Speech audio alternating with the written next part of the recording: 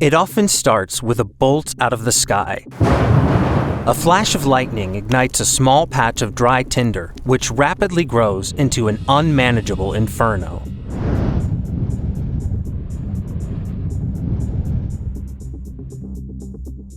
Any unplanned fire that feeds on vegetation, such as grasses and forests, can be described as a wildfire.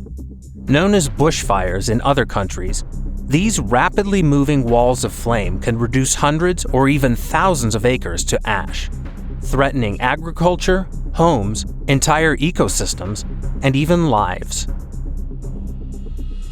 Between 2022 and 2023, wildfires caused more than $3 billion in damage across the U.S., but the costliest wildfire in U.S. history took place in 2018.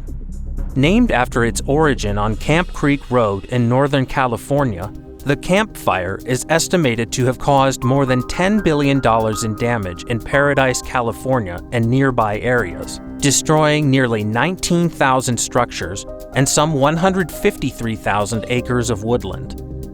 Wildfires don't all appear as roaring storms of flame and smoke. Depending on their fuel and position in an environment, they can be as cool and quiet as others are hot and terrifying.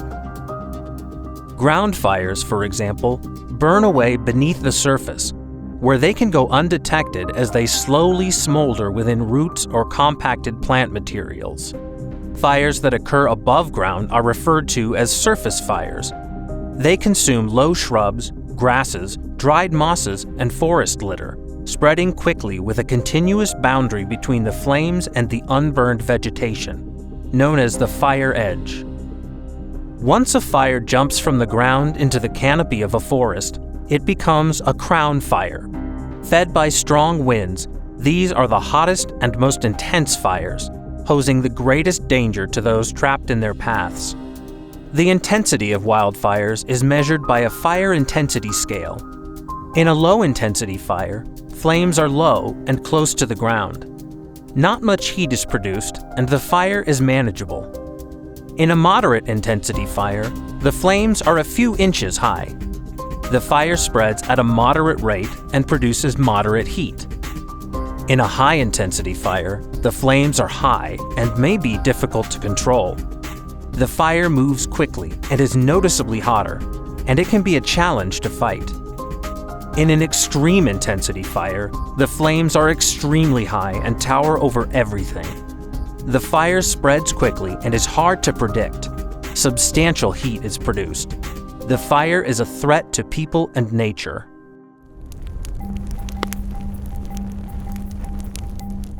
Like any fire, it takes just 3 things to sustain a wildfire.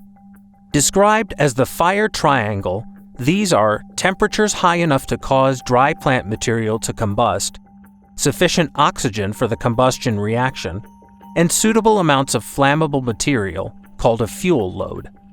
Statistically speaking, the amount of land burned each year by wildfires that are started by lightning strikes varies depending on the year.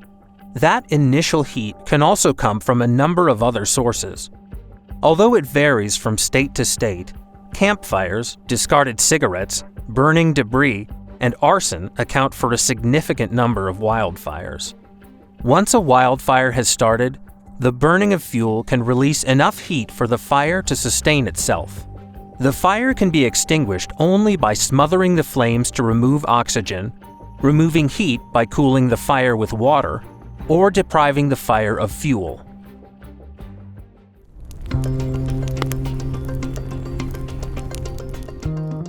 Vegetation, weather, and terrain can all determine the fate of a wildfire, whether its flames burn fast or slow, if it explodes into the canopy with high energy, or if it simmers as a low burn.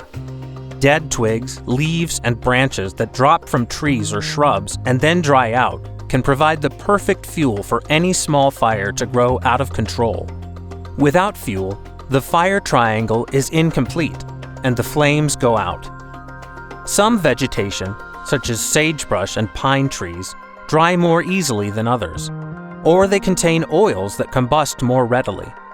Different ecosystems can have densities or arrangements of plants that either allow fire to spread more easily or contain fire within pockets of the environment. Likewise, the terrain itself can either impose breaks that prevent wildfires from spreading or channel winds to feed flames with oxygen, guiding their direction and making them burn hotter. Sloping hills can provide rising flames with fresh fuel by allowing them to access unburned vegetation. In fact, wildfires can move 4 times faster by traveling up a slope of just 20 degrees. Finally, the weather can turn a manageable fire into a raging blaze. High temperatures and the absence of rainfall can dry out plant materials, while high winds can spread burning embers and deliver oxygen to the growing inferno. Wildfires will always be a fundamental part of many ecosystems across the U.S. But by understanding how they spread and the risks they impose, we can find ways to make ourselves and the wider environment less vulnerable to their potentially devastating effects. If you liked this video, you can find it and so many more at ClickView.net. Sign up for free today.